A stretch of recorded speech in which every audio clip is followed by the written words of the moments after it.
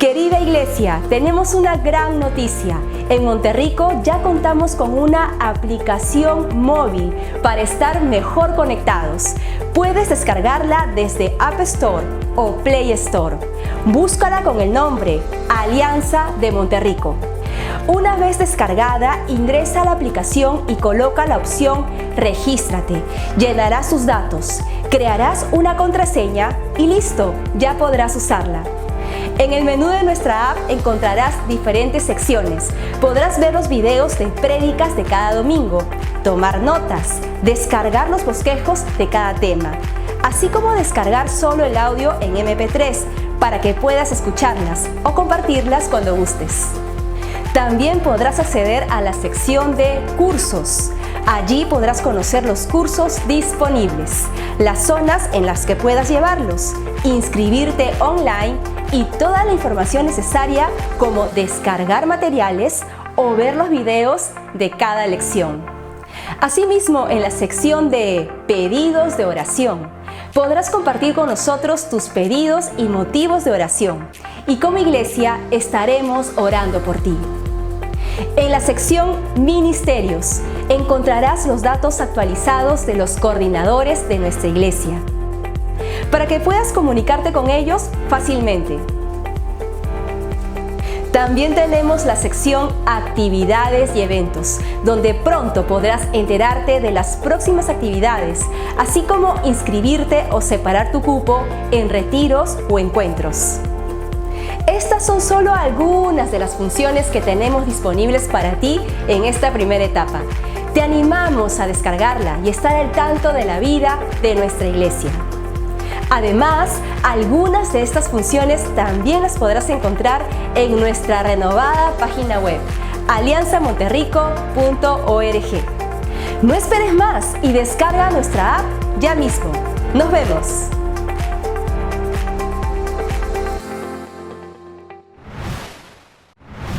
Buenos días, hermanos. Bienvenidos a la reunión de nuestro día domingo, donde vía online podemos seguir juntándonos y compartiendo la palabra y las alabanzas juntos. Les quería compartir el Salmo 91, que está lleno de promesas en nuestras vidas, que a veces las circunstancias y ahora lo que nos toca vivir es tan incierto, pero podemos regresar a la palabra y poder llenar nuestra mente, nuestro corazón con la palabra de Dios, que sabemos que es fiel, que es viva, que es eficaz y que siempre nos va a dar el ancla que necesitamos cuando nuestra situación alrededor es tan incierta. El Salmo 91 dice: el que habita el abrigo del Altísimo morará bajo la sombra del Omnipotente. Diré yo a Jehová, esperanza mía y castillo mío, mi Dios en quien confiaré. Él te librará del lazo del cazador, de la peste destructora. Con sus plumas te cubrirá y debajo de sus alas estarás seguro. Escudo y adarga es su verdad. No temerás al terror nocturno, ni saeta que huele de día, ni pestilencia que anda en oscuridad, ni mortandad que en medio del día destruya. Caerán a tu lado 1000 y 10.000 a tu diestra, mas a ti no llegará. Ciertamente con tus ojos mirarás y verás la recompensa de los impíos. Porque has puesto a Jehová, que es mi esperanza, al Altísimo por tu habitación. No te sobrevendrá mal, plaga tocará tu morada, pues a sus ángeles mandará cerca de ti, que te guarden en todos tus caminos. En las manos te llevarán, para que tu pie no tropiece en piedra. Sobre el león y el áspid pisarás, hollarás al cachorro del león y al dragón, por cuanto en mí ha puesto su amor. Yo también lo libraré, le pondré en alto, por cuanto ha conocido mi nombre. Me invocará y yo le responderé. Con él estaré yo en la angustia, lo libraré y le glorificaré. Lo saciaré de larga vida y le mostraré mi salvación. Gracias a Dios por su palabra, por sus promesas, que siempre nos recuerdan el gran amor que Dios tiene para nosotros. Vamos a orar para dar comienzo a este momento de alabanza y de adoración. Gracias, Señor, por tu palabra. Gracias porque siempre nos alienta, nos inspira y nos hace recordar al buen Dios que tenemos, a ese Dios que siempre está dispuesto a cubrirnos bajo sus alas para darnos protección, y a ese Dios que es Rey de Reyes, Señor de Señores y que pelea las batallas por nosotros, Señor. Nos ponemos en tus manos, nos ponemos ante ti en este momento como una ofrenda de adoración a ti. Recibe esta mañana nuestra alabanza y nuestra adoración. Te amamos, te bendecimos y te glorificamos, Rey de Reyes y Señor de Señores. En el nombre de Jesús, amén.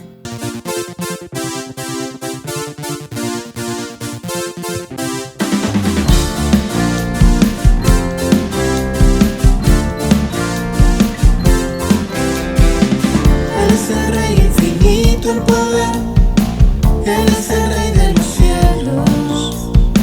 Seré para Él siervo fiel, pues mi vida compró con su amor. Él es el Rey, lo confiesa mi ser, Él es el Rey de los siglos. Mi vida la rindo a sus pies, Él es Rey sobre mi corazón. Él es el Rey. Él es el Rey, Él es el Rey de mi vida. Él es el Rey, Él es el Rey, reina con autoridad. Tu reino eterno es, tu trono es cielo es. Él es el Rey que viene a su pueblo a llevar.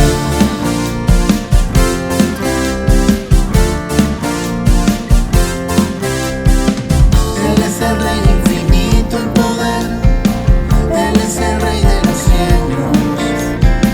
Seré para Él siervo fiel, pues mi vida compró con su amor. Él es el Rey, lo confiesa mi ser, Él es el Rey de los siglos. Mi vida la rindo a sus pies, Él es Rey sobre mi corazón. Él es el Rey, Él es el Rey, Él es el Rey de mi vida. Él es el Rey, Él es el Rey, reina con autoridad. Tu reino eterno es, tu trono el cielo es. Él es el Rey que viene a su pueblo a llevar.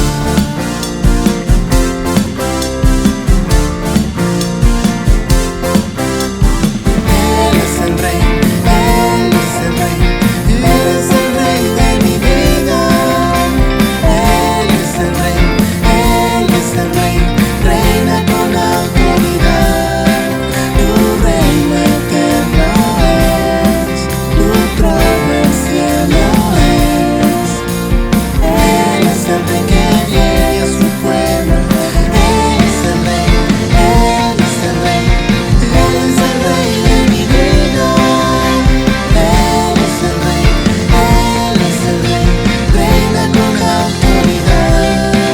Tu reino eterno es, tu trono el cielo es.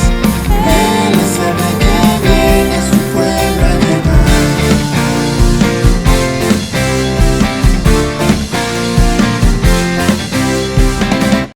Sigamos cantando de la grandeza de nuestro Señor.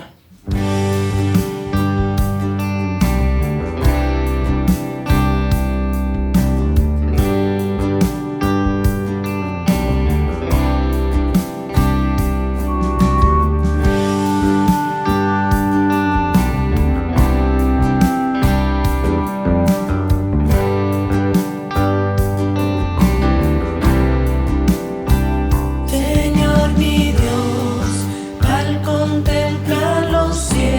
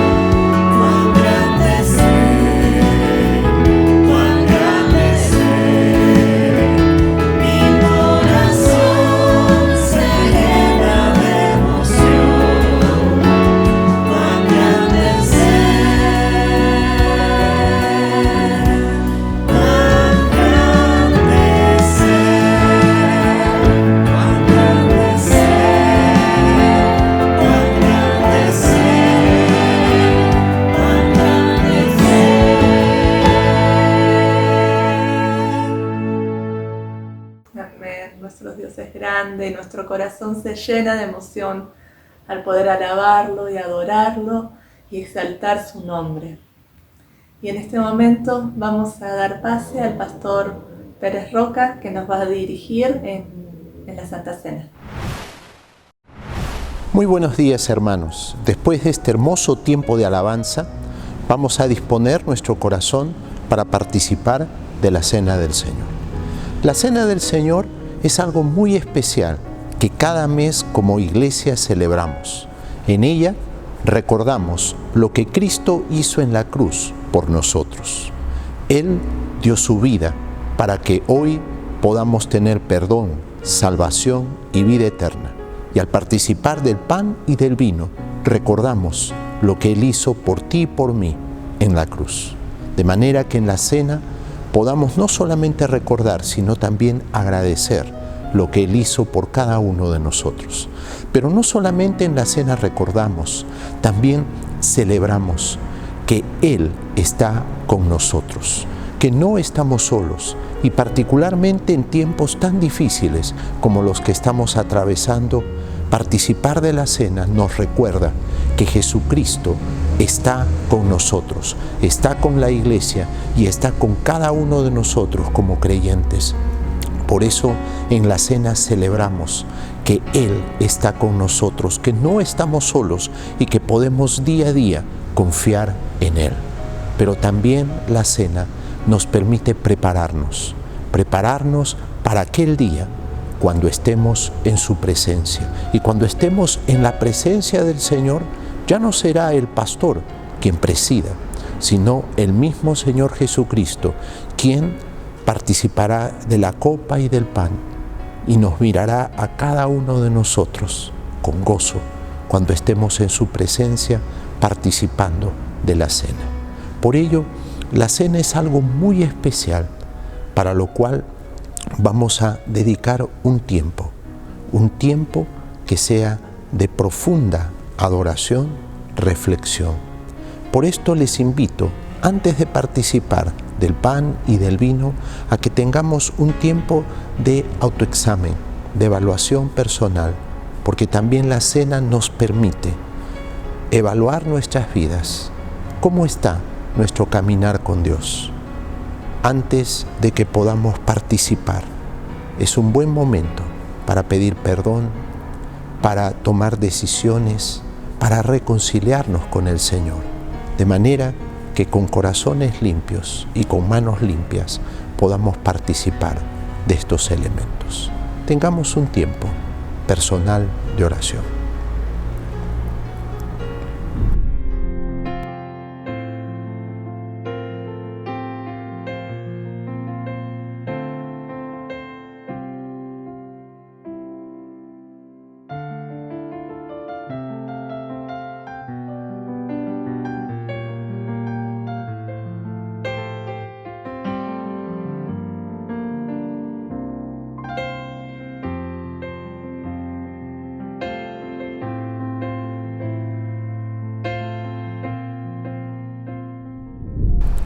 Señor, tú conoces cada una de nuestras necesidades, tú conoces cada una de nuestras vidas.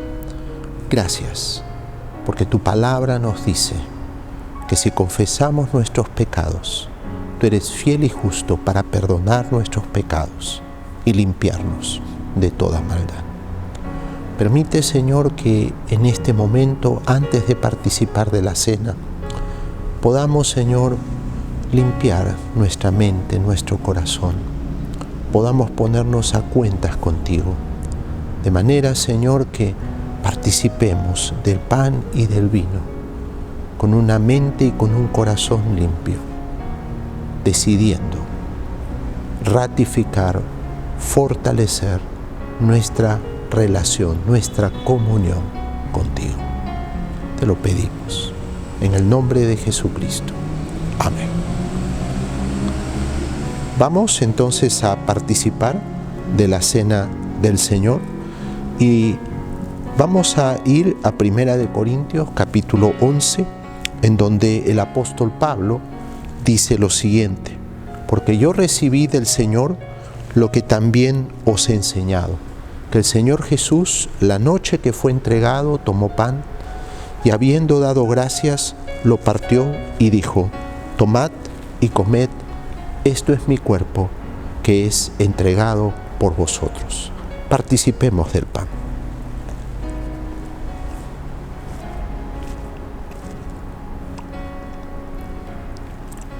Asimismo, tomó también la copa, después de haber cenado, diciendo: esta copa es el nuevo pacto en mi sangre. Haced esto todas las veces que la bebiereis en memoria de mí. Participemos de la copa.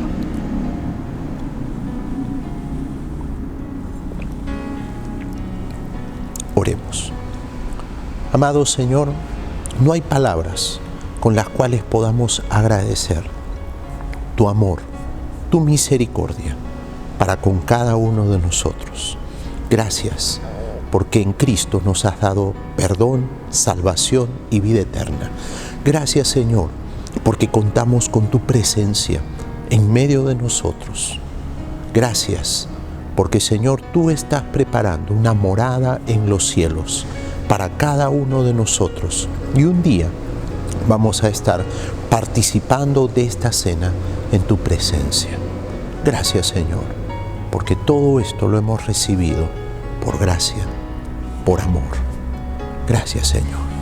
Permítenos, Padre Santo, día a día perseverar, mantenernos firmes en la fe y día a día vivir de acuerdo a tu palabra y de acuerdo a tu voluntad. Oramos, Señor, dándote gracias en el nombre de Jesucristo. Amén. Damos gracias a Dios por este lindo tiempo de celebración, de cena, y ahora vamos a tener una alabanza en la cual vamos a tener presente nuestra patria, nuestra nación. Adelante.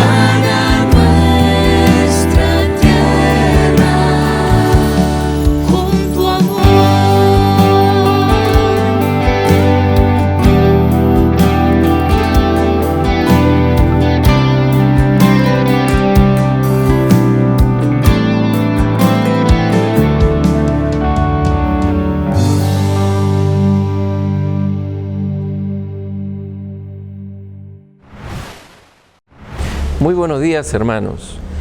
Antes de empezar con la reflexión bíblica, deseamos hacer una oración por todos nuestros hermanos maestros, profesores que tenemos en la iglesia, pero no solamente trabajando con los niños nuestros, sino también en la docencia universitaria, en las escuelas, en los institutos. El día 6 de julio es el Día del Maestro. Queremos reconocer y orar que Dios guíe, guarde y bendiga a nuestros queridos hermanos. Por favor, acompáñenme en una oración. Bendito Señor, oramos por nuestros hermanos y esta labor tan especial que tú les has encomendado de, oh Padre, ser ellos formadores en la cultura, Señor, así como en el ministerio dentro de nuestra iglesia. Por favor, Señor, bendícenlos en su labor esforzada, no solo dentro de la clase, sino también en su preparación previa, su preparación pedagógica, para poder, Señor, brindar un buen servicio. Bendícelos, guíalos, asístelos con tu sabiduría. Te lo pedimos, Señor, y que el día 6 pueda ser un día especial de reconocimiento también para ellos, Señor, que sientan tu mano bendita y tu bendición sobre sus vidas y familias. Gracias. En el nombre de Jesús oramos así por ellos. Amén. Queridos hermanos, vamos a empezar el día de hoy una nueva serie de temas. Esta nueva serie está, digamos, enmarcada dentro de la conferencia que hacemos anualmente, que se titula Influencia Transformadora en la Sociedad. Y para ello el equipo pastoral ha elegido la serie Los dioses de nuestro tiempo. Y para ello vamos a tratar acerca de los dioses del dinero, del individualismo, de la imagen. Y el día de hoy vamos a pensar en el Dios del egoísmo cívico, electores versus ciudadanos. Un tema bastante complicado, pero al mismo tiempo la palabra del Señor nos da mucha luz para poder entender los propósitos de Él para su iglesia. El Dios del egoísmo cívico, electores versus ciudadanos. Nos ha tocado vivir, como todos sabemos, terribles tiempos convulsos en el plano político y en medio de una pandemia todavía. Nos preguntábamos en el equipo pastoral qué debe hacer la iglesia en una circunstancia así. ¿Nuestra actitud cívica se debe circunscribir a participar solamente de una elección cada 5 años y luego nada más? ¿O deberíamos recluirnos en la iglesia luego y solamente orar por nuestras autoridades? El día de hoy intentaremos abordar este tema desde lo que Dios ha determinado para nosotros, pero a partir de lo que somos al Él constituirnos como hombres puestos en el mundo. Génesis capítulo 1, versículos 26 al 28, que lo conocemos, dice en resumen: y dijo Dios, hagamos al ser humano a nuestra imagen y semejanza. La naturaleza de nuestro servicio a la cultura y la sociedad está realmente condensada en el término imagen de Dios. Se nos dice que Dios plantó un huerto para que el hombre lo labrara y lo guardase. La palabra cultivar está relacionada con la palabra cultura, y por allí queremos aproximarnos a nuestra reflexión en la palabra el día de hoy. Cualquier cosa sobre la que pongamos nuestra mano o nuestra mente, causando alguna clase de desarrollo, eso va a generar algún tipo de cultura. En el caso de Adán y Eva, aparte de cultivar un jardín, cultivaron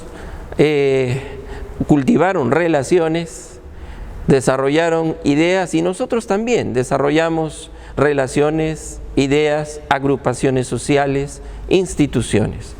Todas esas actividades y sus resultados son actividades que se llevan a cabo en la cultura, realidades desarrolladas por seres humanos.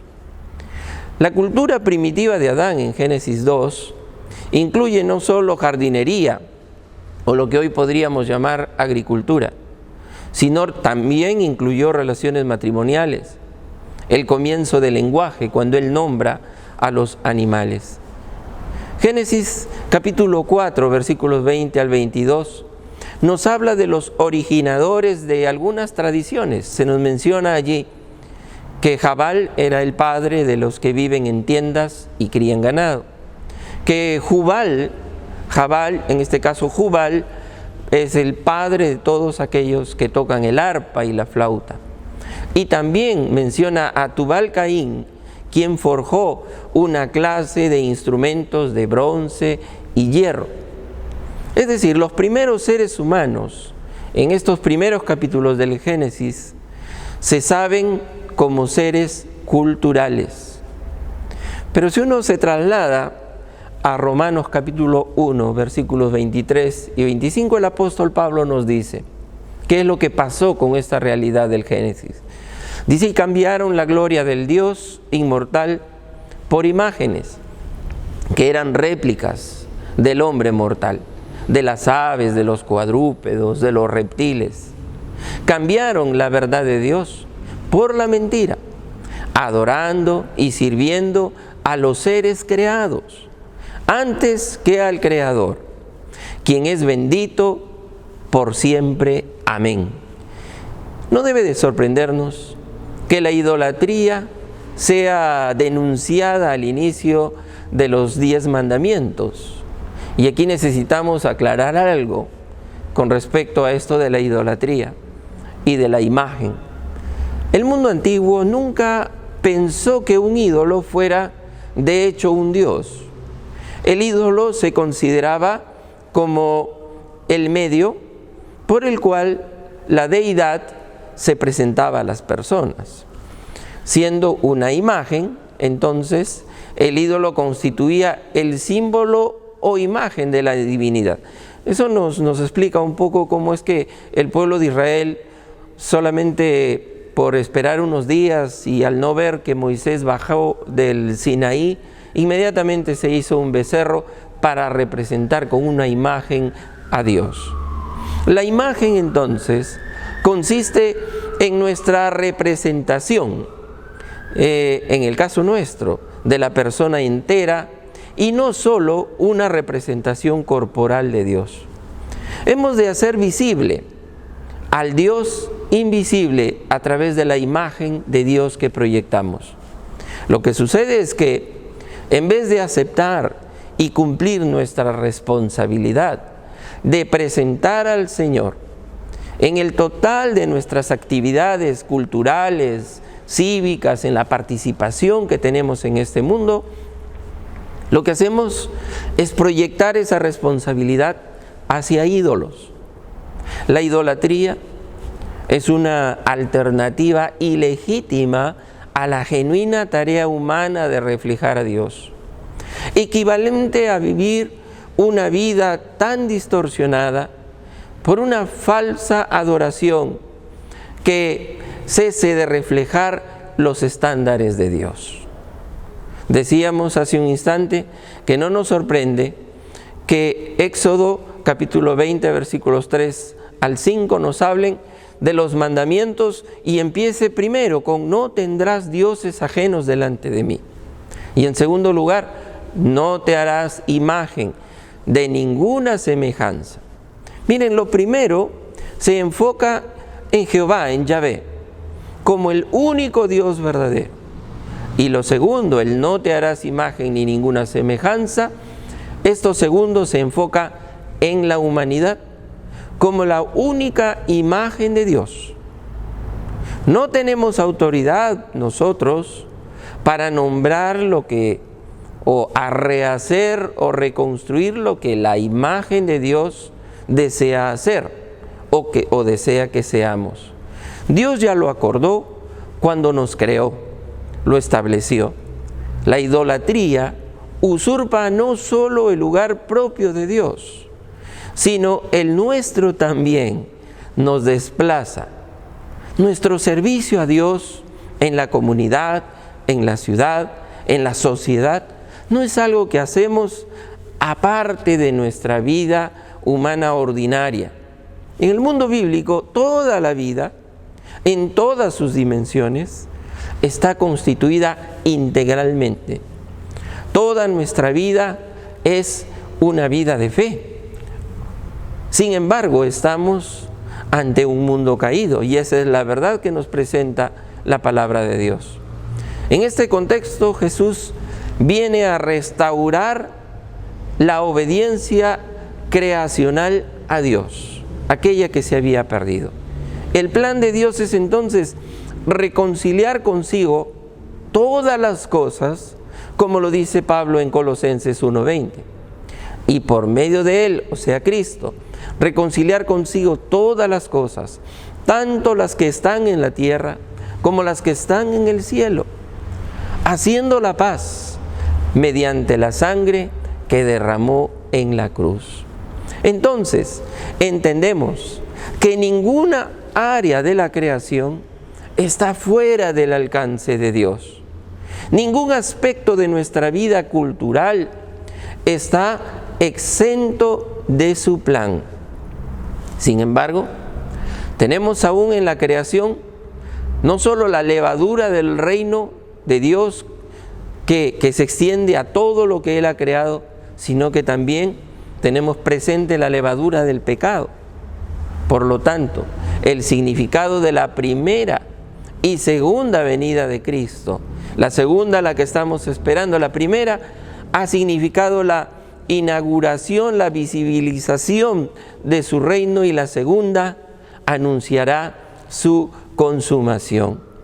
Como recuerdan ustedes el famoso e histórico el día D, ¿no?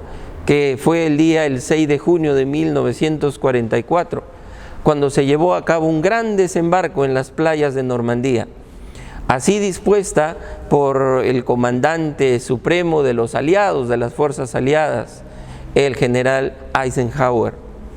Así es, la primera venida de Cristo le asestó un duro golpe decisivo al pecado y a Satanás, pero la guerra aún no acaba. En principio, la batalla no está ganada, está ganada. Y al final ya no será el día D, el día del desembarco, sino será el día B, de la B de la victoria, cuando Cristo regrese a extirpar el pecado y a anular los efectos de la caída que vinieron por causa de la libertad, del poder de decisión que tuvo el hombre y que Dios se lo había dado.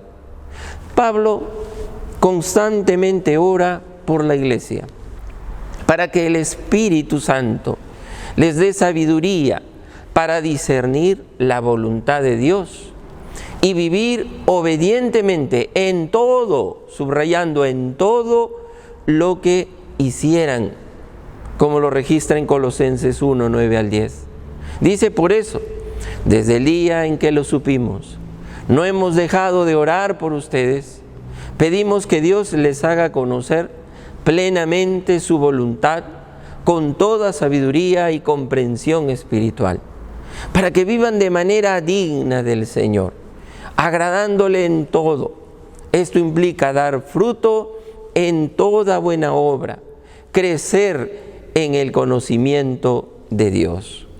Entonces, no podemos ni debemos limitar las oraciones con ecos de espiritualidad, haciendo una cosa de esto una actividad muy angosta.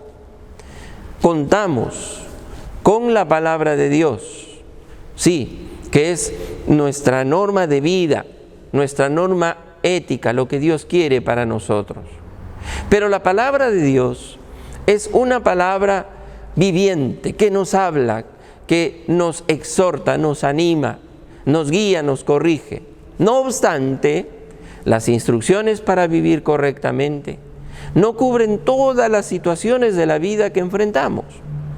Sin embargo, no estamos abandonados a nuestra propia interpretación ni a nuestras propias decisiones, pues no solo nos ha sido dada la palabra, sino también el Espíritu de Dios. No solo contamos con la ayuda del Espíritu finalmente y la palabra para auxiliarnos en discernir y practicar la voluntad de Dios, sino que también nos tenemos a la iglesia, nos tenemos unos a otros, la iglesia como cuerpo. Y nuestra tarea, ahí está, la de entender las leyes de Dios para que podamos en esta nuestra sociedad reflejar su imagen mediante nuestro estilo de vida, mediante nuestra obediencia en una tarea comunitaria. Por lo tanto, hermanos queridos, debemos esforzarnos juntos en discernir acerca de cómo responder como auténticos cristianos a esta cultura secular en la cual vivimos. Qué difícil es, pues, presentar un cuadro íntegro y global de la respuesta cristiana a la cultura, ¿verdad? Puede ser difícil, pero no es imposible. A pesar de ello y de estas dificultades que podamos encontrar, debemos saber que no podemos reflejar la imagen de Dios a no ser que la reflejemos mediante nuestra participación en el mundo cultural de la creación. No podemos vivir refundidos, escondidos. La formación cultural humana es una tarea comunitaria.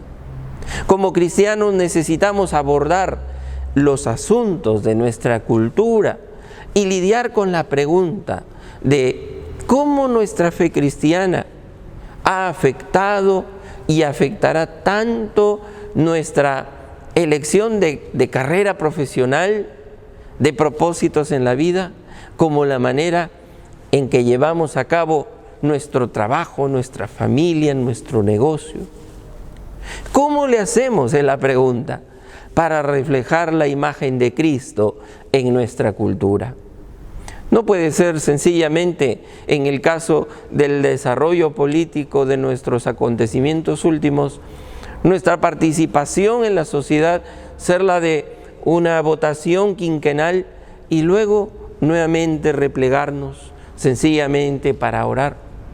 Hay algo más en los propósitos de Dios, porque ha puesto sobre nuestros hombros la responsabilidad de mostrar su imagen, de mostrarse a través de nosotros que somos imágenes de Dios. Y que aunque esta imagen nuestra ha sido afectada por el pecado, todavía está la tarea, el mandato cultural. Quiero que te imagines por un momento los alambres eléctricos entrelazados que vemos en el cableado probablemente de nuestra casa. Estos cables gruesos, cuando uno los abre, se da cuenta que están compuestos de alambritos pequeños, que son muchos. Así es nuestra vida. Hay muchos aspectos de la vida en nuestro desarrollo histórico.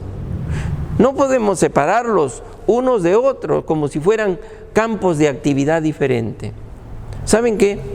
Cuando vino el pecado a la humanidad, la energía empezó a correr no en la dirección donde debía ir, sino en dirección opuesta. El pecado, escúcheme bien hermano, el pecado no cambió la estructura de la vida en el mundo. La creación original de Dios continúa.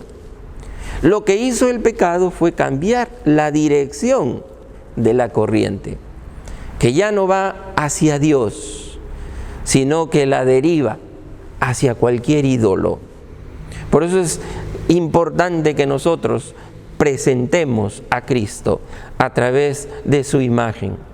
Cuando el apóstol Pedro dice, es un pasaje bastante conocido en 1 de Pedro 3:15, él dice, y estad siempre preparados para presentar defensa con mansedumbre y reverencia ante todo aquel que os demande razón de la esperanza que haya en vosotros.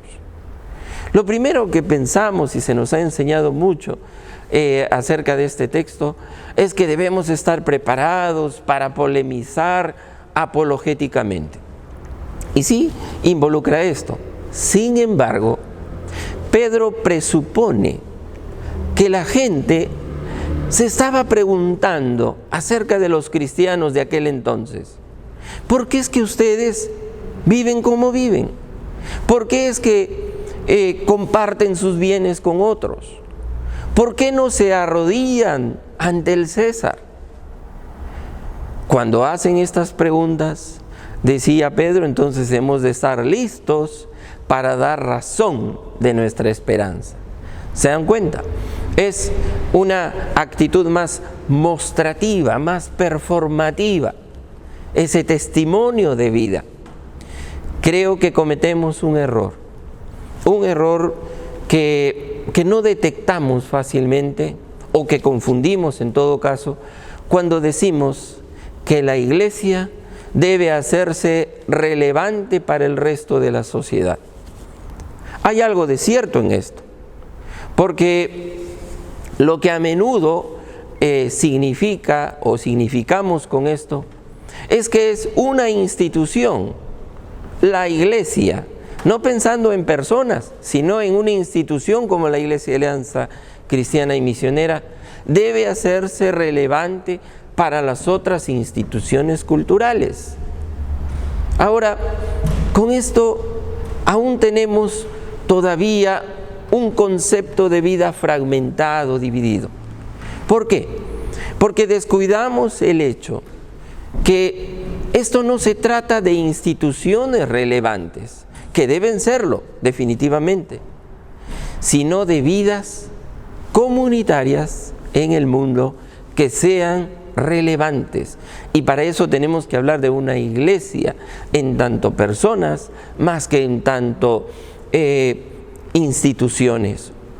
Una visión que no sea eclesiastizada de la vida. Y eso pasa cuando decimos, por ejemplo, yo evangelizo cuando la iglesia como institución evangeliza. O yo hago obra social, sí, cuando la iglesia como institución hace obra social. Bueno, cuando tenemos una visión solamente centrada en institución, creo que ya tuvimos bastante de eso con la prominencia de la iglesia en la Edad Media, ¿recuerdan? Donde la iglesia se constituyó como la guardiana de la cultura.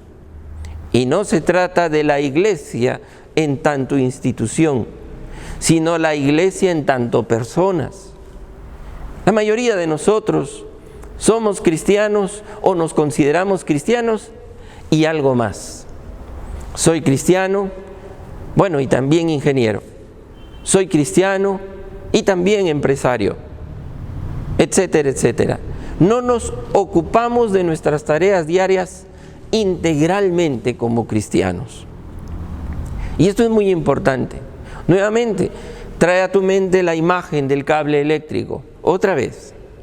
Así como el cable, la vida es una estructura muy compleja, hecha de muchas funciones o esferas de actividad.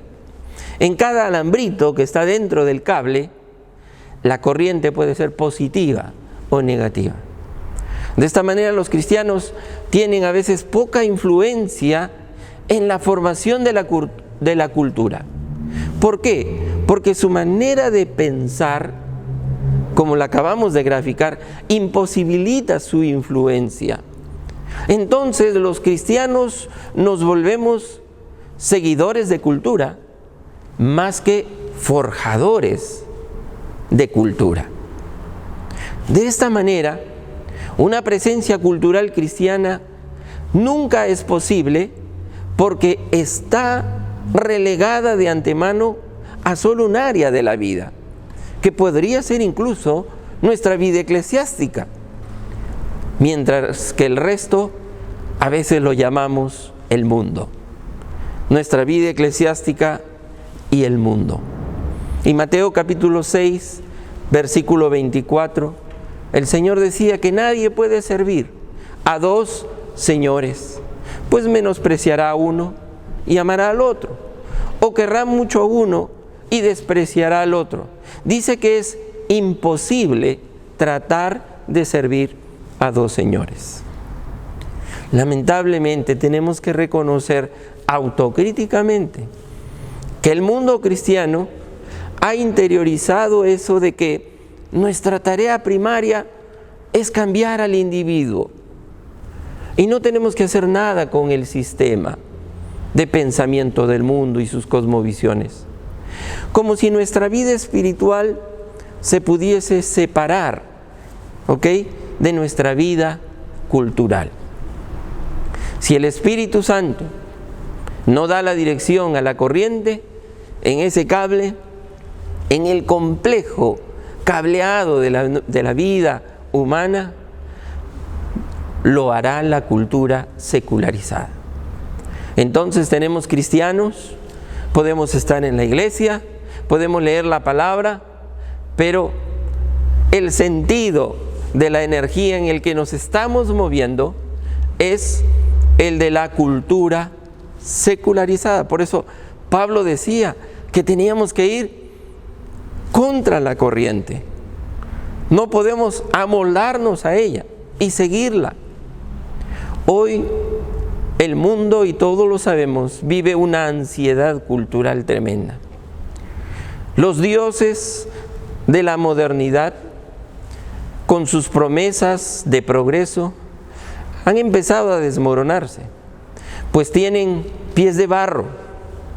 Hay una creciente desconfianza, hay una crisis espiritual, y una crisis espiritual requiere de soluciones espirituales, pero integrales. Huir del mundo no es la opción válida para un cristiano. Nos ha tocado vivir en uno de cambios convulsivos. Ahí estamos. Fíjense todo lo que ha sucedido políticamente y a nivel de todo el globo terráqueo solamente hace un año. La cultura necesita una dirección. Así como Nehemías comenzó a reconstruir Jerusalén, nosotros estamos llamados, desafiados a hacer un nuevo intento de ser constructores de cultura. Debemos abandonar los ídolos, aquellos que nos reducen a solamente una área, un aspecto de la vida, reconociendo la multidimensionalidad de la vida y operar en el complejo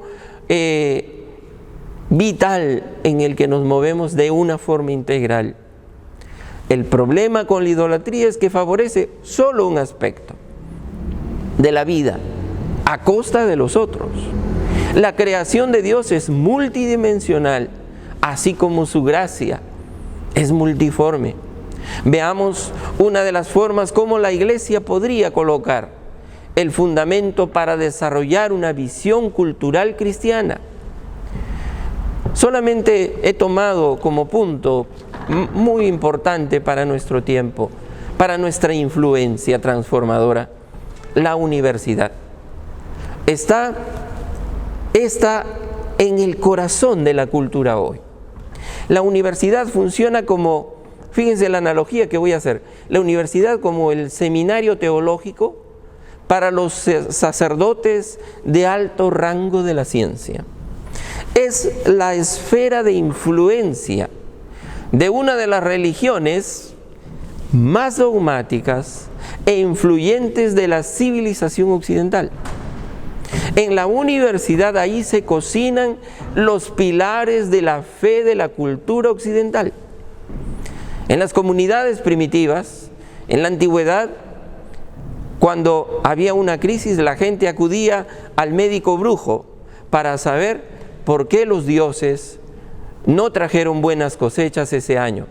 Análogamente hoy, ¿qué sucede cuando hay una crisis de recesión económica?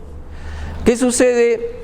Sí, inmediatamente se acude a los expertos en economía en busca de solución si algo anda mal en las leyes.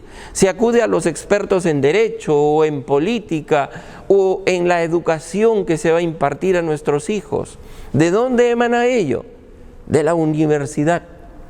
En suma, lo que quiero decir es que la universidad es el centro nervioso de nuestra cultura.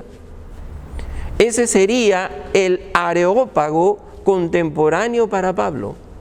Él hubiera entrado allí. La pastoral que corresponde ahí no es solo ganar almas en la universidad o entre los universitarios, sino discipular, escúcheme bien esto, a los cristianos que son estudiantes, para enseñarles a esos cristianos que son estudiantes en cómo ser estudiantes cristianos. Eso es distinto. Una cosa es los cristianos que son estudiantes y otra en cómo ser realmente estudiantes cristianos. La vocación universitaria del cristiano es la que decía Pablo en 2 de Corintios 10:5. La de llevar cautivo todo pensamiento en obediencia a Cristo. Desarrollarse como estudiantes cristianos, esto es, estudiantes quienes piensan cristianamente. La universidad les preparará para convertirse en formadores de cultura cristianos para el resto de sus vidas. Hacer reflexión universitaria como cristiano es permitir conscientemente que nuestra fe dirija nuestros estudios y no al revés.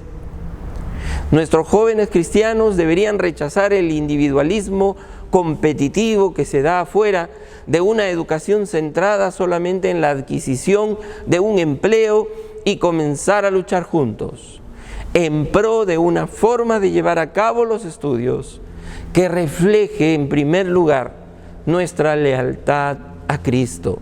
Ese es el desafío para los jóvenes. Tal vez podrían formarse grupos para desarrollar una perspectiva cristiana en ese campo, incluso para prepararse, para incursionar en la política. Algunos piensan que esto no es para los cristianos. Bueno, quiero decirles que realmente todos somos políticos, en algún sentido. La política debería ser entendida como la búsqueda del bien común. En línea con esa definición, un médico realiza un acto político cuando trabaja por el bien de la salud y de la población. De igual modo, el agricultor, el ingeniero, el carpintero, el barrendero, el abogado, el pastor, siempre y cuando nuestra actividad contribuya a ennoblecer la dignidad del ser humano. Por eso es que Aristóteles definía al hombre como animal político, en tanto nadie puede abstraerse de la política como actividad centrada en el bien común. Y por la imagen de Dios que llevamos, debemos centrarnos en la dignidad del ser humano, en la búsqueda del bien común, fuera de los muros del templo o de la iglesia. La Biblia es una norma, una regla regulativa para nuestra vida. Recordemos que la vida siempre se deriva de una manera de ver la vida que tú consideres normativa. Enviamos a nuestros jóvenes a la universidad, ahora todos van a ella, a diferencia de nuestros abuelos o bisabuelos. ¿Qué es lo que van a aprender allí? Si soy cristiano, es que he aprendido a través de esa fe de cristiano y en ella puedo y a través de ella ver los problemas del mundo bajo la luz reveladora de la palabra de Dios. La palabra de Dios es el principio ordenador de nuestra vida, el principio que da orden a toda nuestra experiencia, y esa es la actitud para estudiar en la universidad. El hombre caído luego del pecado original sigue siendo una criatura religiosa que Dios le hizo ser. Realmente todos son religiosos. No simplemente actúa como un analista racional. Debe tener siempre un absoluto y lo busca a veces en lo relativo. Pero para reemplazar la verdad con aquello que él tuerce en su estado de caída, la verdad de la palabra de Dios no es la simple proclama de que Cristo salva, es también la proclamación de ese orden creacional del que hablábamos al inicio, centrado en la relación básica entre el hombre y Dios.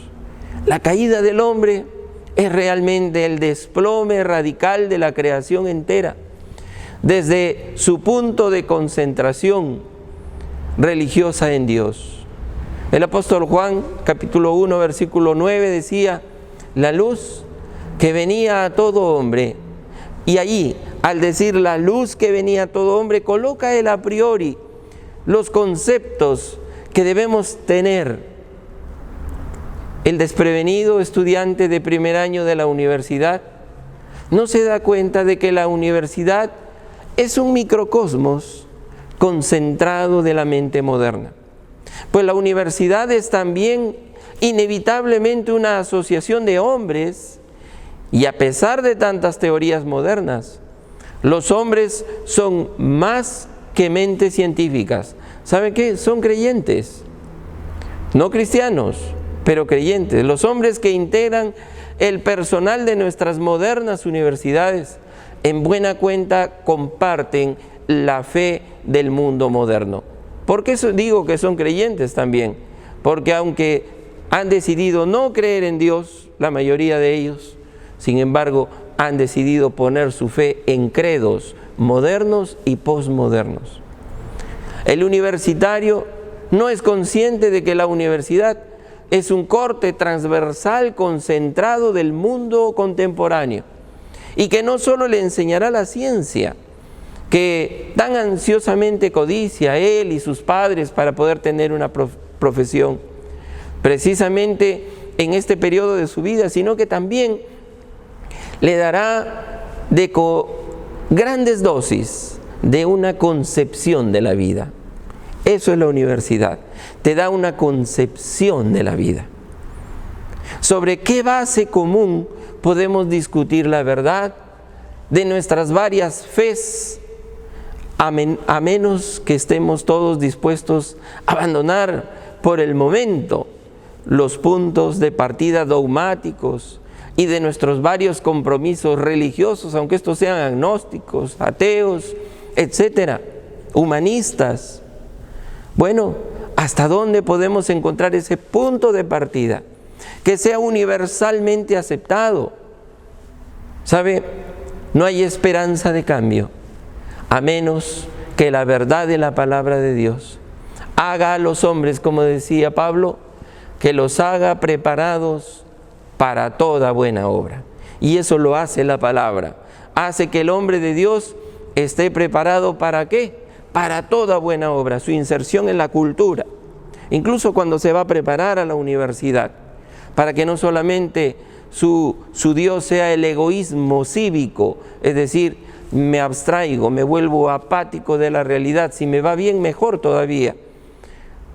El Salmo 119, 130 dice, la exposición de tus palabras alumbra, hace entender a los simples.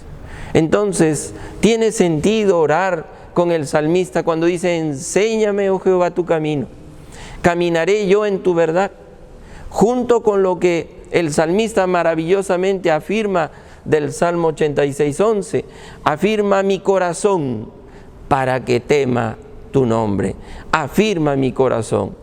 Entonces ya no se trata de ese pragmatismo así de hacer las cosas porque la ciencia me permite hacerlas, sino tener un principio de vida, un fundamento. Este es el mayor asunto que nuestra generación tiene que encarar. La crisis de nuestra era hoy nos apura a dar una respuesta. ¿Dónde estamos? Es verdad que la exposición de las palabras de Dios alumbra y hace entender a los simples. Estamos mostrando eso a través de la imagen de Dios en nuestras vidas, con lo cual se establece la esencial conexión entre el ver el camino por andar y ver la raíz de la vida y de nuestra existencia. ¿Sabe? Para los reformadores la vida era todo. El cristianismo era para toda la vida. Dios está ahí primero y llamó al hombre para que caminara ante Él. Por eso se usaba esa palabra, coram deo vivere, o coram deo de la Reforma, vivir en la presencia de Dios, vivir en la presencia de Dios. Hemos llegado al entendimiento de que nuestra vida entera es fe, y no solo para los creyentes cristianos, sino también para los incrédulos, porque ellos tienen sus fes. Pues la incredulidad no se describe en la Biblia como ausencia de creencia, sino más bien se describe en la Biblia como creencia mal dirigida en otra dirección. Coram Deo significa vivir delante de Dios, estudiar delante de Dios, hacer negocios, trabajar, etcétera, delante de Dios. La palabra de Dios habla de aquellos que detienen con injusticia la verdad. Romanos 1:18. Es el acto de resistirse a la poderosa verdad de lo que es la expresión de su imagen a través del hombre regenerado por Jesucristo. Conocer la verdad es reconocer con el corazón el verdadero orden o estructura de la creación de Dios. Manténme alejado de caminos torcidos. Concédeme las bondades de tu ley. He optado por el camino de la fidelidad. He escogido tus juicios, dice el Salmo 119, 29 y 30. La vida de la fe es una vida relevante, no una institución, precisamente porque trae la obra de la redención, de la renovación, del nuevo nacimiento en Cristo, a un mundo descarrilado que no puede recobrar el sentido de las cosas. La vida política cristiana es una cuestión de principio y no como lo que es casi universalmente hoy, el mundo que nos rodea, un pragmatismo, sino un oportunismo. Solo la palabra de Dios y solo ella es poder que nos restaura, como hombres enteramente preparados para toda buena obra. La vida cristiana no es un asunto de solo fe para individuos, no es un ascetismo, no es un monasticismo, no es un pietismo individualista. Si los cristianos viviéramos de acuerdo con la Escritura, nunca se podría haber vendido la idea de la religión cristiana como el opio para los pueblos. Tenemos un desafío. La vida completa del hombre es la ejecución responsable e integral de un mundo, en el mundo, de una tarea asignada por Dios.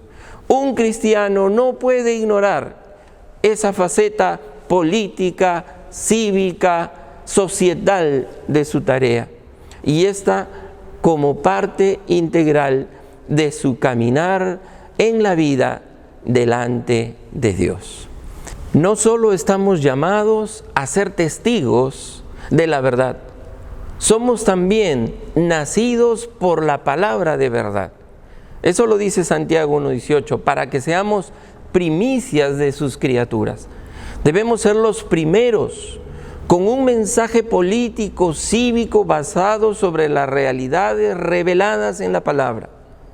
Solo nos queda aquí un camino: la construcción de una comunidad de opinión y la formación de cuadros laicos como instrumentos para lograr la necesaria reforma íntegra de nuestra vida en sociedad. El poder del Evangelio en los cristianos todavía no ha mostrado su sal, su sal política o su sal cultural. Esa es nuestra tarea, queridos hermanos. Que Dios nos bendiga, nos dé sabiduría para poder ser los que desafiemos eso aquí en Lima, aquí en Perú, en nuestra realidad tan necesitada. Que Dios nos bendiga. Gracias, pastor, por la prédica de esta mañana, iniciando nuestra serie de influencia transformadora en la sociedad que hemos arrancado ahora en julio. Y buenos días a todos ustedes, queridos hermanos, que nos acompañan en esta transmisión. Queremos tomar un tiempo para orar por nuestros diezmos y ofrendas, para agradecerle al Señor su provisión perfecta y porque Él nos da todo lo que necesitamos y nos sigue bendiciendo, no solo en nuestra familia, sino también en la iglesia, para seguir llevando a cabo su obra. Como dice Malaquías 3:10, traed los diezmos al alfolí y hay alimento en mi casa. Y probadme ahora en esto, dice Jehová de los ejércitos, si no os abriré la ventana de los cielos y derramaré sobre vosotros bendición hasta que sobreabunde. Así es la palabra, y les pido que me acompañen ahora en esta oración. Señor bendito, Padre amado, te damos gracias, Señor, en esta mañana. Gracias por tu provisión, gracias porque solamente tú eres el que nos sostiene, Señor. Y por eso es a ti a quien entregamos todos nuestros diezmos, todas nuestras ofrendas, Señor, en gratitud y obediencia a ti, Señor, a tu palabra, para que tú los multipliques, Señor, para que tú también nos des sabiduría, Padre, mes a mes en la administración de estos recursos, para seguir expandiendo tu palabra, Señor, para también proveer a nuestros misioneros, a cada misión, Señor, y seguir desarrollando todos los ministerios que hacemos en la iglesia, Señor. Capacítanos cada día, Señor, para poder seguir teniendo un corazón dispuesto a entregarte todo nuestro ser y también asimismo darte de nuestros bienes, Señor, lo que a ti te corresponde. Gracias, Señor, por este tiempo. Bendice a mis hermanos, bendice a las familias de nuestra congregación que también se encuentren pasando en algún momento de necesidad, Señor. Te pedimos que tú suplas, Padre, todo lo que se necesita, Señor, y no hagas faltar en nada, Señor, como lo promete tu palabra. En ti confiamos perfectamente, Señor, en tus promesas. Gracias, Señor, por este tiempo. En el nombre de Cristo Jesús. Amén. Y ahora sí, hermanos, queremos compartir con ustedes esta mañana unos anuncios muy importantes. Tenemos una buena noticia, y es que este mes de julio, después de un largo periodo de cuarentena y restricciones, nos volveremos a ver. Este sábado 24 de julio tendremos nuestro culto presencial de reencuentro. Debido a que los domingos aún no podemos circular con autos y vehículos, tendremos este culto el día sábado. Y debido además que tenemos que respetar el aforo permitido por el gobierno, estamos ofreciendo 2 horarios. El primer culto a las 5 de la tarde y el segundo culto a las 7 de la noche. Tenemos el aforo limitado a 100 participantes por cada uno de nuestros cultos. Entonces, si desean asistir a alguno de estos 2 horarios, debemos inscribirnos previamente. La inscripción la podemos hacer hoy mismo a través de nuestra app. Si usted ingresa al app de la iglesia, debe ingresar a la sección Actividades y Eventos. Y allí primero deberá seleccionar a cuál de los 2 horarios desea asistir, si el de las 5 de la tarde o el de las 7 de la noche. Luego de esto, y leyendo las instrucciones, solo debe tocar el botón Reservar. Y listo, ya habrá reservado su cupo. Como les repetimos, solo tendremos 100 cupos disponibles para cada culto. Si estas reservas se llenan, ya no podrán inscribirse, al menos para esta primera fecha. Les recordamos también que el ingreso de los miembros será con doble mascarilla y protector facial, y estaremos cumpliendo además con los protocolos de ley. Así que los animamos a reservar con tiempo su asistencia a este culto de reencuentro. También queremos contarles que este sábado 17 de julio tendremos nuestro retiro de nueva generación. Será una mañana importante con el tema El verdadero influencer del Bicentenario. Si has recibido la invitación de tu mentor o de algún pastor, entonces te invitamos a inscribirte, y puedes hacerlo también a través de nuestra app. También la encontrarás en la sección de actividades y eventos. Y finalmente les contamos que este mes iniciaremos el curso Alcanzando la Madurez. Este curso sobre fundamentos bíblicos está dirigido a todos aquellos que deseen conocer mejor los fundamentos de la fe y prepararse para tomar el paso del bautismo. El curso inicia este domingo, 4 de julio, y pueden reservar su participación a través de nuestra app en la sección Cursos, y nos pondremos en contacto con ustedes. También pueden realizar sus consultas o su inscripción con Adita Sánchez a través del WhatsApp que está en pantalla. Bien, hermanos, ya estamos al tanto de estos anuncios importantes, y ahora sí continuemos juntos en la parte final del programa. Gracias, Pastor, por los anuncios, y vamos a tener este tiempo con la última canción, que habla de darle lo mejor de nuestra vida al Señor, siempre una ofrenda de adoración a Él.